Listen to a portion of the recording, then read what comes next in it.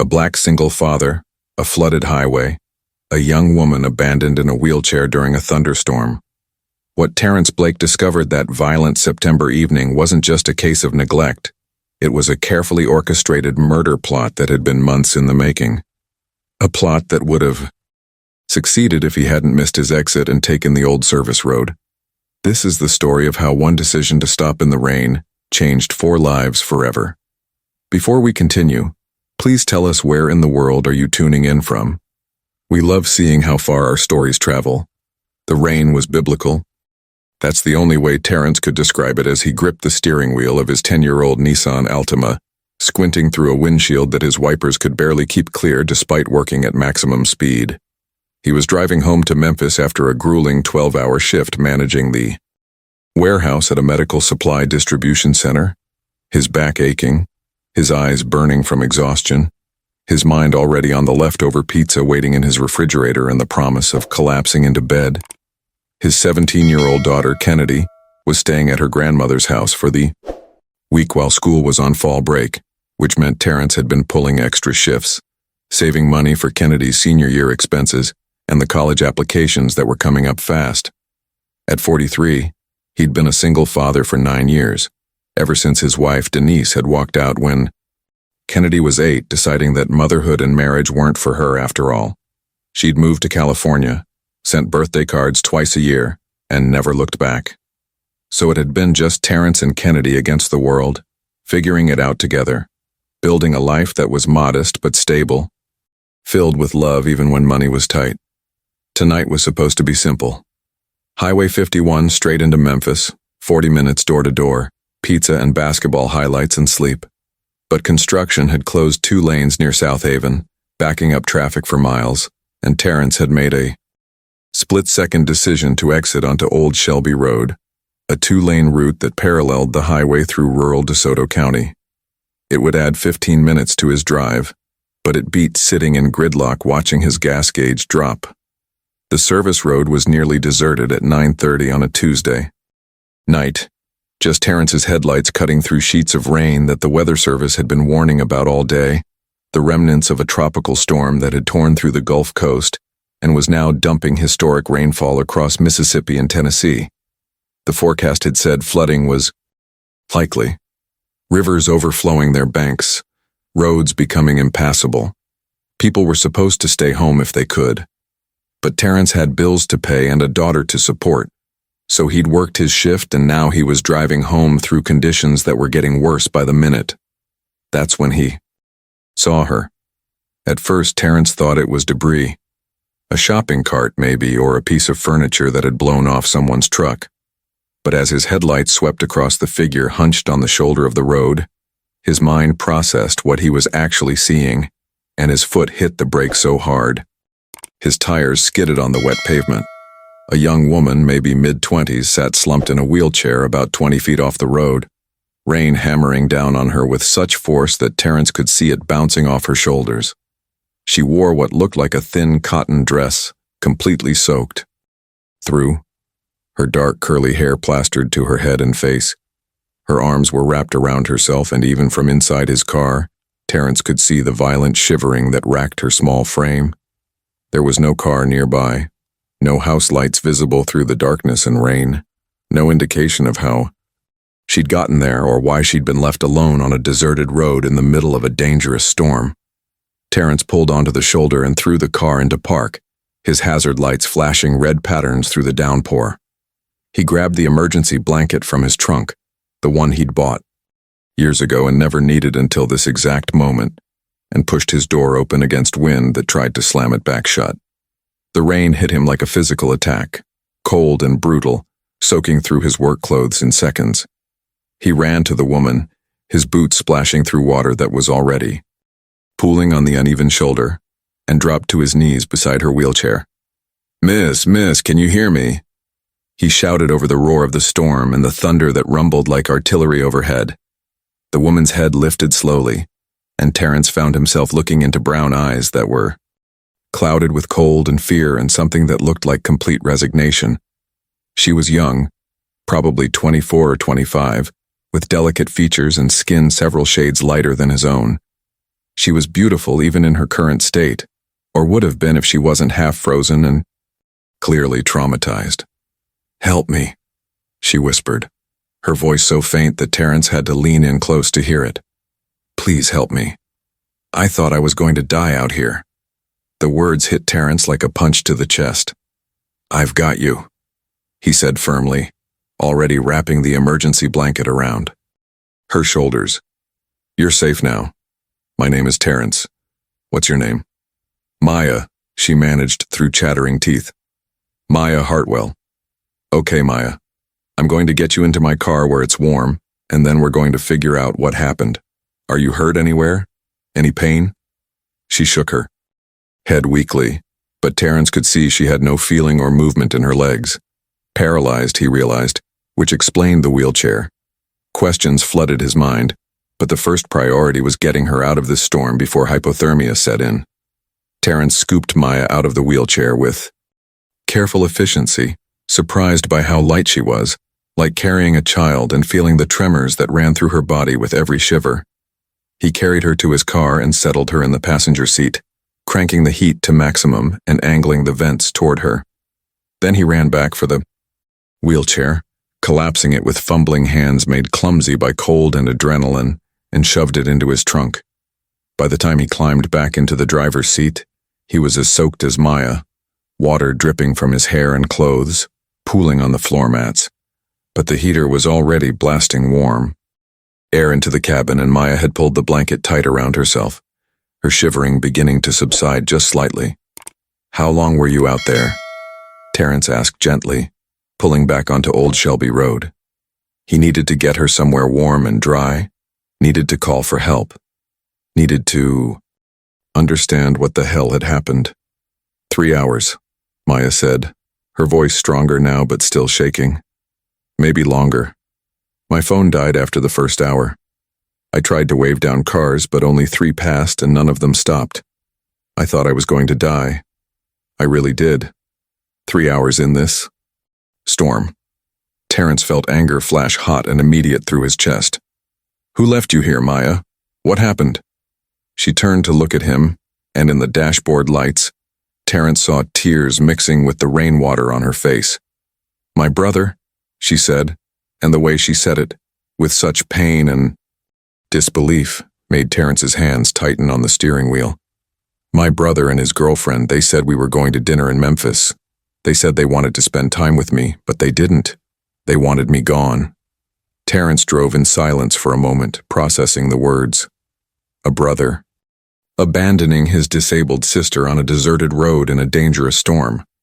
It was so cruel, so calculated, that part of him wanted to believe it was a misunderstanding, some kind of confusion. But something in Maya's voice told him she was telling the absolute truth. "We need to get you to a hospital," Terrence said, already reaching for his phone. "Get you checked out properly, warm you up, and call the police." "No." The force of Maya's response made Terrence glance at her in surprise. "Please, no hospital. He'll find me there. He'll convince everyone I wandered off on my own that I'm confused, or mentally unstable because of my disability. Please, Terrence, you don't understand. If he finds me before I can prove what he did, I'm as good as dead. He'll try again, and next time he'll make sure there are no mistakes." Terrence made a decision that would later seem either incredibly reckless or divinely inspired, depending on who you asked. "Okay," he said quietly. "No hospital right now, but you need to get warm, you need food, and you need to tell me everything. I have a neighbor who's a retired paramedic. He can check you out discreetly, and then we figure out what to do next. Does that work?" Maya's shoulders sagged with relief so profound that she started crying in earnest, deep sobs that shook her small frame. Terrence let her cry, keeping one hand on the wheel and reaching over with the other to squeeze her shoulder gently. He wasn't sure what he'd just committed himself to, but he knew one thing with absolute certainty. He couldn't take this young woman to a hospital and risk her being found by whoever had done this to her. Not until he understood what was really going on. 25 minutes later, Terrence pulled into the driveway of his small brick ranch house in a working-class neighborhood in South Memphis. The house was dark, Kennedy still at her grandmother's, which was probably for the best. He needed to figure out what was happening before involving his daughter. His next-door neighbor, Robert Chen, was a 68-year-old retired paramedic who'd worked for Memphis Fire Department for 30 years before a knee injury forced him into retirement. Robert was also a widower who'd lost his wife to cancer 3 years ago, and he and Terrence had bonded over their shared single-parent struggles and their love of terrible action movies. If anyone would help without asking too many questions immediately, it was Robert. Terrence carried Maya into his house, settling her on the couch in his living room and wrapping her in more blankets. The house felt too warm after the cold rain, but Maya was still shivering. He turned the thermostat up higher, then called Robert. He answered on the third ring, his voice alert despite the late hour. "Terrence? Everything okay?" "Robert, I need your help. Can you come over? It's urgent, but not life-threatening. I'll explain everything, I promise." Robert didn't hesitate. "Give me 2 minutes." While they waited, Terrence made hot tea and found some of his late mother's old clothes in a storage box he kept in the hall closet. His mother had passed away 2 years ago from complications of diabetes, and Terrence hadn't been able to bring himself to donate her things yet. The clothes fit Maya reasonably. Well, though they were a bit loose. Terrence stepped out of the room while she changed with difficulty, her hands still clumsy from cold, and by the time Robert knocked on the door, Maya was dressed in dry sweatpants and a hoodie, looking slightly more human though still deeply shaken. Robert was a compact man with silver hair and kind eyes that had seen more than their share of tragedy during his decades as a first responder. He took one look at Maya and immediately went into paramedic mode, pulling a small medical kit from the bag he'd brought. "Hi, sweetheart," Robert said gently, sitting beside Maya on the couch. "I'm Robert. Terrence said you need help. Let me check you out and make sure you're okay, and then you can tell us what's going on." Maya nodded, and Robert began a thorough examination, checking her temperature, blood pressure, and heart rate, listening to her lungs, assessing her for signs of hypothermia or other cold-related injuries. While Robert worked, Terrence explained what he'd found, how Maya had been abandoned on Old Shelby Road, her claim about her brother, her fear of going to a hospital. Robert's expression grew grimmer with each detail. Finally, Robert sat back and looked at Maya seriously. "Your vitals are surprisingly stable considering what you've been through," he said. "Your core temperature is lower than I'd like, but not critically so, and your lungs sound clear. You're going to be okay physically, but you went through something traumatic, and we need to address that too. Now tell me what happened. All of it." Maya took a shaky breath and began to talk. The story that emerged was worse than Terrence had imagined. Maya Hartwell was 25 years old, a freelance graphic designer who'd been paralyzed from the waist down since a car accident at age 19. She'd been living independently in a modified apartment in Germantown, a nice suburb of Memphis, supporting herself through design work for various clients. Life hadn't been easy, but it had been hers, full of purpose and creativity, and the satisfaction of proving that her disability didn't define her capabilities. 6 months ago, Maya's parents had died in a house fire. It had started in the middle of the night, some kind of electrical fault in the wiring of their old house in Cordova. They'd been killed by smoke inhalation before the fire department could reach them. Maya, who'd been at home in her own apartment, had gotten the call at 3 in the morning and her world had shattered. Her parents had been her anchors, her biggest supporters, the ones who'd helped her rebuild her life after the accident that paralyzed her. And suddenly they were gone. Maya had been devastated, but she'd also been practical. Her parents had left her everything, their house once it was rebuilt and the insurance paid out, their modest savings, their life insurance policies. Nearly $400,000 in total once everything was settled. It wasn't a fortune, but it was enough to give Maya real security, enough to maybe buy her own accessible home, upgrade her equipment, take some financial pressure off so she could focus on building her design business.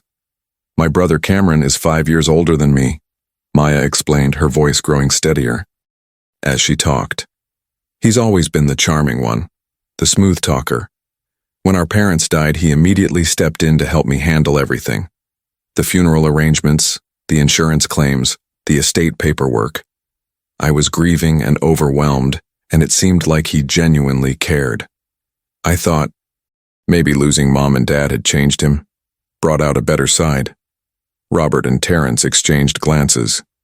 They both knew where this was going. Cameron convinced me to let him help manage the estate settlement, Maya continued. Said it would be easier, that I shouldn't have to deal with all the stress while I was grieving. He had me sign some paperwork giving him temporary power of attorney just for handling the insurance and property issues. I trusted him. He's my brother, my only family left. Did something change? Terrence asked gently. About 3 months ago, I started noticing things, Maya said. Small things at first. Cameron asking questions about my health, about my life expectancy given my disability. Comments about how expensive accessible housing is, how much my care must cost even though I'm independent. And then his girlfriend Shayla started making remarks about how nice it would be if they had money to invest in Cameron's business idea, this stupid cryptocurrency scheme he'd been talking about for years. I started getting uncomfortable. Then 2 weeks ago, Maya had been reviewing her bank statements online when she noticed something strange. A transfer. She didn't recognize. $10,000, moved from her savings to an account she didn't have access to. I called Cameron immediately, Maya said. Asked him what was going on. He got defensive, said it was a temporary thing, that he'd needed to move some money around for estate tax purposes and would put it back. But I could tell he was lying, so I started looking more carefully at everything. What Maya found made her blood run cold. Over the past 3 months, Cameron had transferred nearly $70,000 from her accounts into ones he controlled. He'd been stealing from her, systematically using the power of attorney she'd given him to drain her inheritance. I confronted him 4 days ago, Maya said, her voice shaking with anger and pain.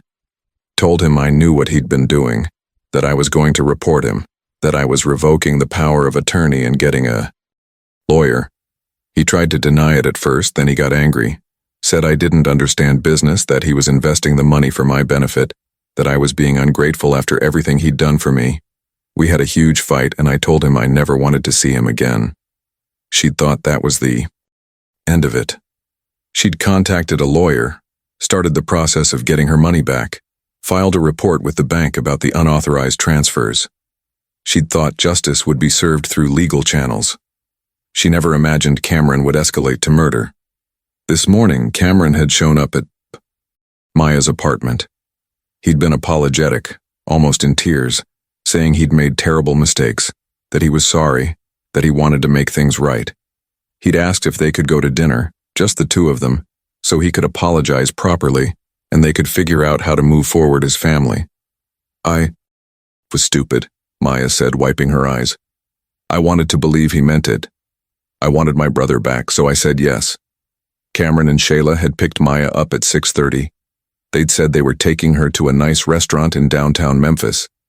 But Cameron kept taking wrong turns, claiming his GPS was acting up. They'd ended up on Old Shelby Road, miles from anywhere, and Cameron had pulled over, saying he needed to check something wrong with the tire.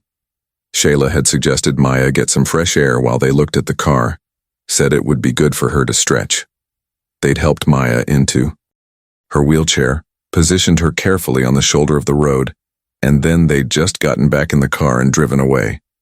I called out to them, Maya said, her voice breaking. I screamed. Cameron looked back at me once through the window, just stared at me for a few seconds, and then they drove off. I watched their taillights disappear, and I knew they were going to let me die out there. No witnesses, no evidence. Just a tragic accident. Disabled woman goes for a drive with family, somehow ends up on the side of the road during a storm, succumbs to exposure. Who would question it? The room was silent except for the sound of rain still hammering against the windows. Terrence felt sick. This wasn't just theft or abandonment. This was attempted murder, premeditated and calculated. How long ago did they leave you? Robert asked quietly. About 3:15 this afternoon, Maya said. So, almost 7 hours ago. I had my phone, but there was no signal out there and the battery died after about an hour of trying to call for help. I was completely alone. If Terrence hadn't come along. She didn't finish the sentence. She didn't need to. Terrence stood up and started pacing. His living room, his mind already working through the problem. We need to go to the police, he said. Tonight. Tell them what happened. File charges. They're already ahead of us, Maya said quietly. I guarantee you Cameron has already called the police. He'll say I wanted to go for a drive to clear my head after our fight, that he took me out and I insisted on being left alone for a while to think. He'll say when he came back to check on me, I was gone, must have tried to wheel myself somewhere and gotten lost or stuck. By now he's probably filed a missing person report, put on a big show of being the concerned brother desperately searching for his disabled sister. He's setting up the narrative before I can tell the truth. She was right, Terrence realized with growing frustration. If they walked into a police station right now, it would be Maya's word against Cameron's, and Cameron had been setting up his story for hours. So what do we do? Robert asked. We prove he's lying, Terrence said slowly, his mind shifting into problem-solving mode. Liars always make mistakes. Always. We just have to find them. Over the next 2 hours, as the storm finally began to ease, and midnight came and went, the three of them strategized. Robert went home and came back with his laptop and they started searching online. Sure enough, there were already posts on Facebook and local news websites. Brother desperately searching for missing sister, last seen on Old Shelby Road. Family frantic with worry. The posts included photos of Maya, described her wheelchair, begged for information. The comments were full of sympathy, and people promising to keep an eye out. He's good, Robert muttered. Really good. Look at the timestamps. First post went up at 7:45 this evening. That's only about 4.5 hours after they left you, Maya. He didn't waste any time establishing his cover story. But Terrence was thinking about something else. Old Shelby Road has some businesses on it, he said. A couple gas stations, maybe a convenience store or two. There. Might be security cameras. If we can prove Cameron's car was in that area at a time that doesn't match his story, if we can show he was driving away from where you were left instead of looking for you, that's evidence. That's a lot of ifs, Robert pointed out. And we'd need police involvement to get access to that footage. Maybe not, Maya said quietly. Both men looked at her in surprise. I do graphic design, but I also know my way around computer systems, she explained. I've done some work for cybersecurity firms, penetration testing, that kind of thing. If I can get access to a decent computer and internet, I might be able to find out what security systems are in the area and see if any of them back up to cloud servers that I can access. Terrence raised an eyebrow. Legal access? Maya had the grace to look slightly embarrassed. Mostly legal. Gray area legal. The kind where if it helps solve an attempted murder, probably nobody's going to ask too many questions about how we obtained the information. Robert laughed. The first genuine laugh any of them had managed all night. I like you, kid, he said to Maya. Okay, tomorrow we start digging, but tonight, you need rest. Terrence, can she stay here? Absolutely, Terrence said without hesitation. The second bedroom is on this floor. It's accessible enough. I'll need to set you up, Maya. Get your wheelchair in from the car. What about your daughter? Maya asked nervously. Will she be okay with this? With a stranger in the house? Kennedy's at her grandmother's for the week, Terrence said. She won't be back until Saturday. By then we'll have figured this out one way or another. And when she does come home, she's going to be fine with it. Trust me. My daughter has her mother's big heart. She'll want to help. Over the next 4 days, while Cameron and Shayla continued their public search and Terrence juggled his warehouse shifts with the investigation, Maya worked. Terrence set her up with his desktop computer in the spare bedroom, and Maya dove into the digital world with intense focus. She mapped out every business on Old Shelby Road, identified which ones had security cameras visible from Street View images online, and began the painstaking process of figuring out which systems might be accessible. It was tedious, careful work, hours of code and research and patient probing of networks. But Maya was brilliant at it, and she was motivated by survival. On the fourth day, she found something. "Terrence!" Her shout from the bedroom made Terrence drop the laundry he'd been folding and run. Maya's laptop screen showed grainy security footage from a gas station called Quick Stop, about 8 miles from where Terrence had found her. The timestamp read 3:42 p.m. on the day she'd been abandoned, and there, clear as day, was a silver Honda Accord pulling into the gas station. Cameron's car. "That's him," Maya said, her voice shaking with excitement and vindication. "That's Cameron's car, same model, same color, same license plate. And look at the timestamp. According to his statements to the police and his Facebook posts, he claims he left me on Old Shelby Road around 5 p.m., not 3:42. He's lying about the timeline. But it got better. The security footage also showed which direction the Accord had come from when it entered the gas station and which direction it went when it left. The car had approached from the south, from the exact direction where Maya had been abandoned. And it had been heading north, toward Memphis, away from the location. "He wasn't looking for you," Terrence said slowly, feeling pieces click into place. "He was leaving you behind." "This is good," Robert said. He'd become a fixture in Terrence's house over the past few days, helping coordinate everything. "This is really good evidence. But we need to take this to the police now before Cameron realizes Maya is alive and tries something else." That evening, they went to the Memphis Police Department. Terrence had called ahead, explained they had information about a missing person case, and requested to speak with a detective. The detective who met them was a black woman in her early 50s named Sharon Davis, with close-cropped natural hair and sharp eyes that assessed everything.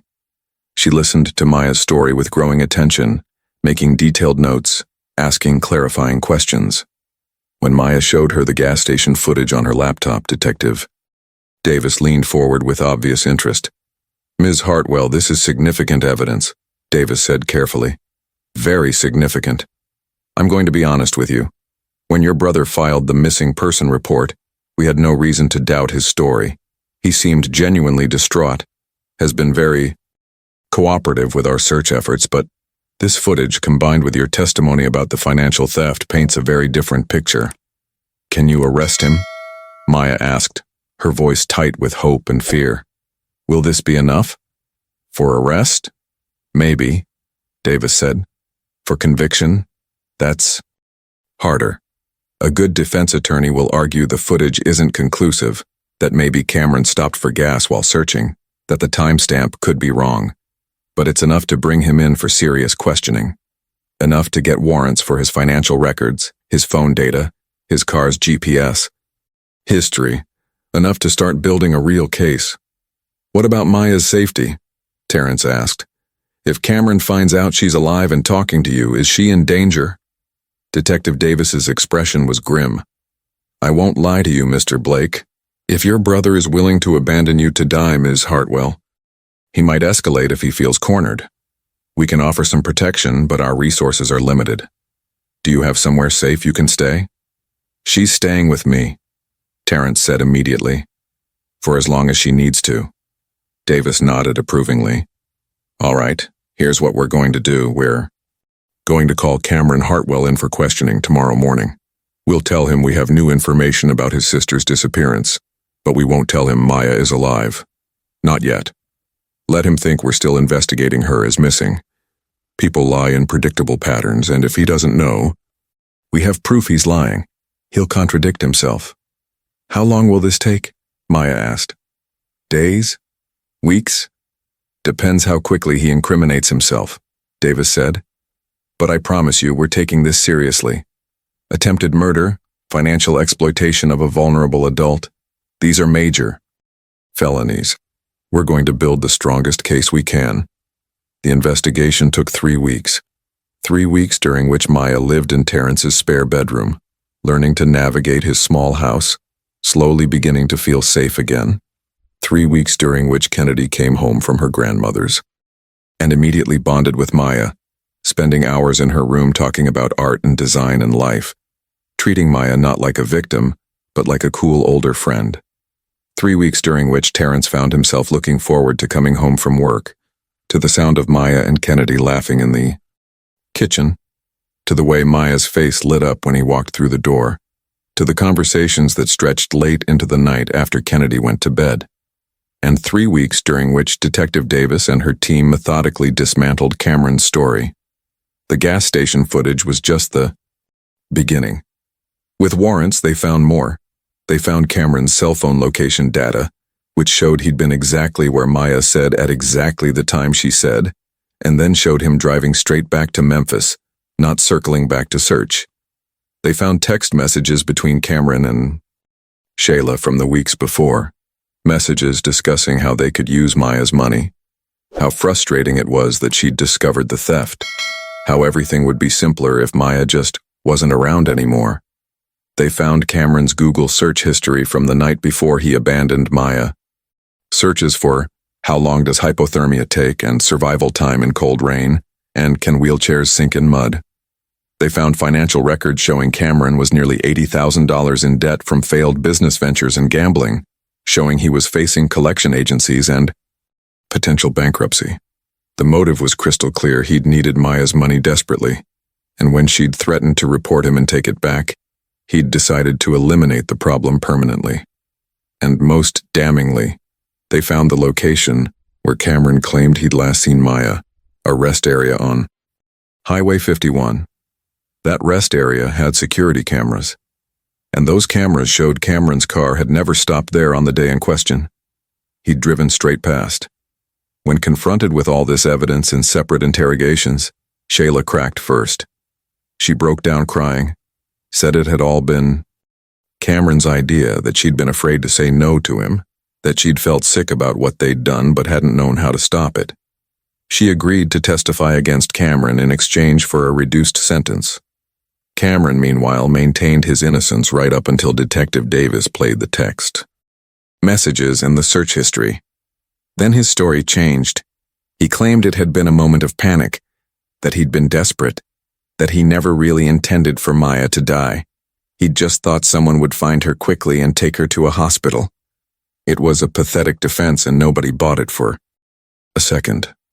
The arrests happened on a Thursday morning 3 weeks after Terrence had found Maya in the rain. Terrence was at work when Detective Davis called, but he took his lunch break to drive to the police station where Maya was giving a final statement.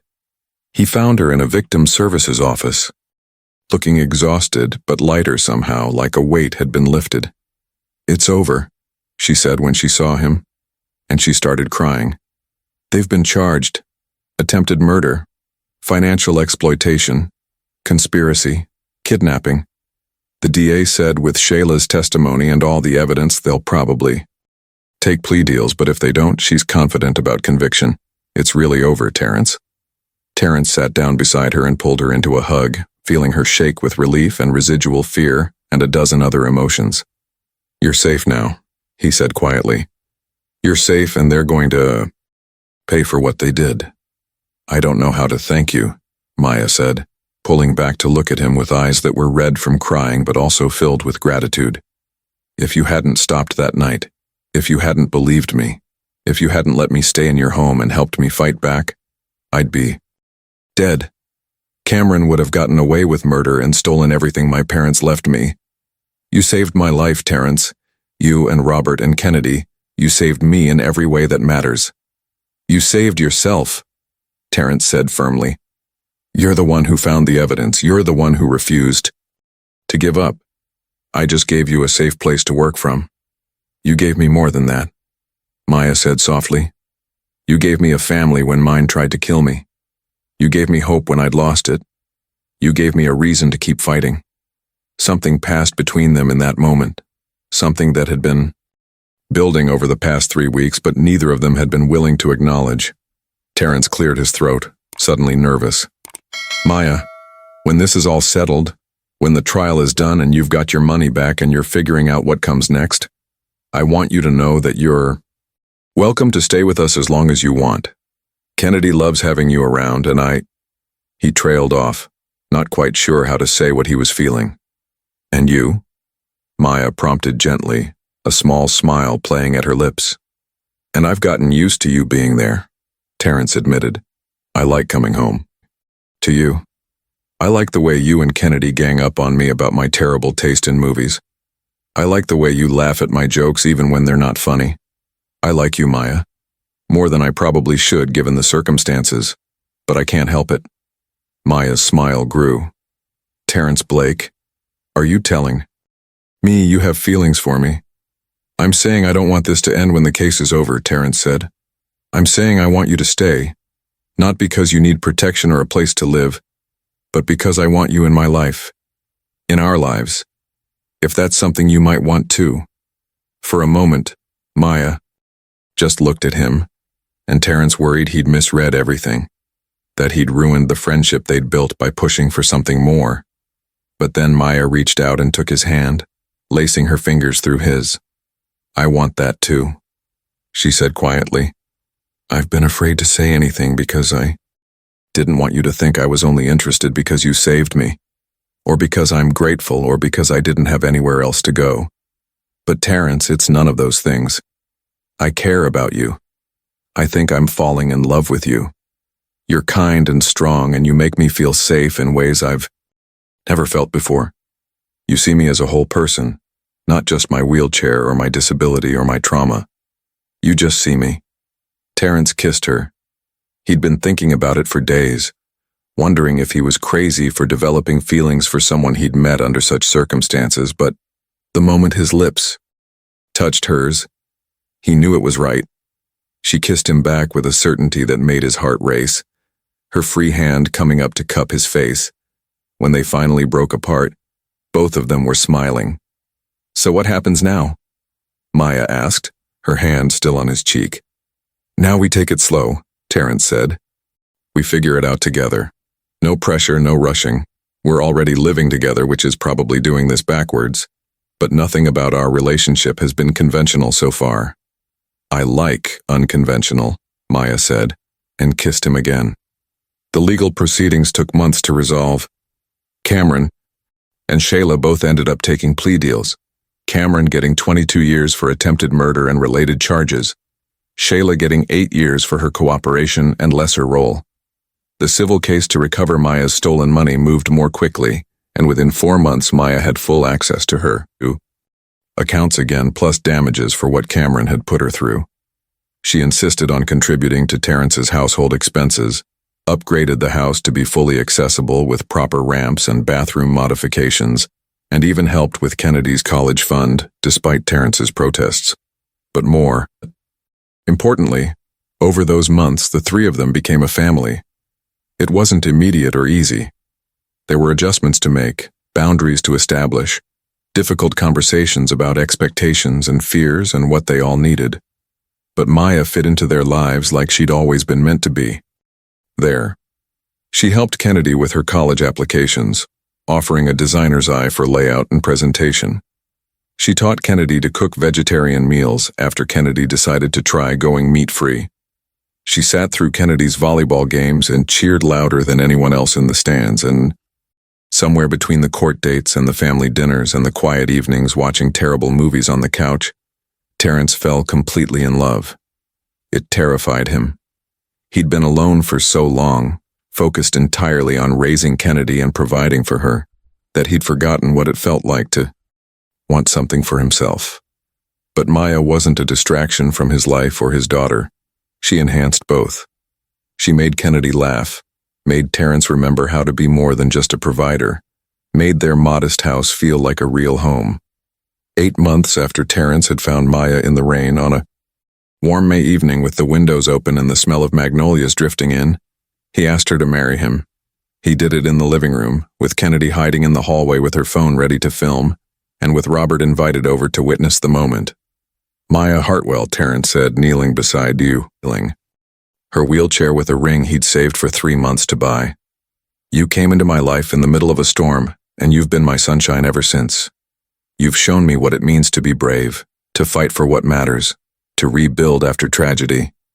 You've loved my daughter like she's your own. You've made this house a home. You've reminded me that it's possible to find love again even when you weren't looking for it. Will you marry me? Yes, Maya said, crying and laughing at the same time. Yes, absolutely, obviously, yes. Kennedy burst out of the hallway cheering, and Robert had to wipe his eyes with his sleeve, claiming it was allergies even though it was obvious he was crying. They hugged in a group on the living room floor, this family that had been forged by crisis and catastrophe, but was held together by choice and love and commitment. The wedding was 4 months later, in early September, exactly 1 year after Terrence had found Maya on Old Shelby Road. They held it in the backyard of their home, which Maya now co-owned, on a perfect autumn evening when the temperature was mild and the sky was clear. It was a small ceremony, just close friends and colleagues, no more than 40 people. Robert stood as Terrence's best man, wearing a suit that looked like it dated from the 1990s but fit him perfectly. Kennedy was Maya's maid of honor, wearing a deep blue dress that complemented her skin and her mother's old necklace that Terrence had saved for her. The ceremony was officiated by Detective Sharon Davis, who'd gotten ordained online specifically for this wedding, saying it was the least she could do for a case that had restored her faith in people's capacity for goodness. When it came time for vows, Terrence spoke first, his voice steady despite the emotion, threatening to overwhelm him. Maya, I found you on what should have been the worst night of your life.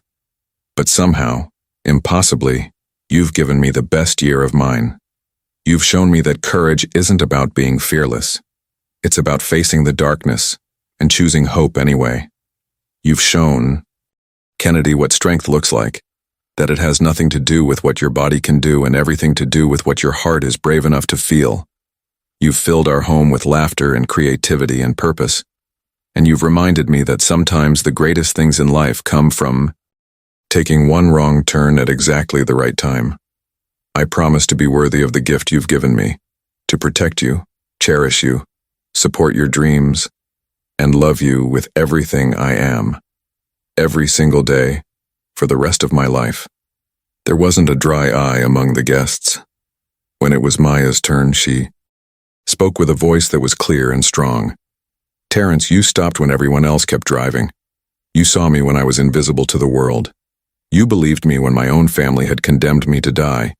You gave me shelter, safety, and a chance to fight back. But more than that, you gave me a home. Not just a place to live, but a family to belong to. You've loved me not in spite of my wheelchair, but as if it's simply a part of who I am, no more or less important than any other part. You've shown me what partnership really means, that it's about choosing each other every day, through storms and sunshine, through fear and joy. Kennedy, you've been the daughter I never had, and I promise to always be here for you. To both of you, I promise to love fiercely, to show up even when it's hard, and to never forget how lucky I am that Terrence missed his exit that September night.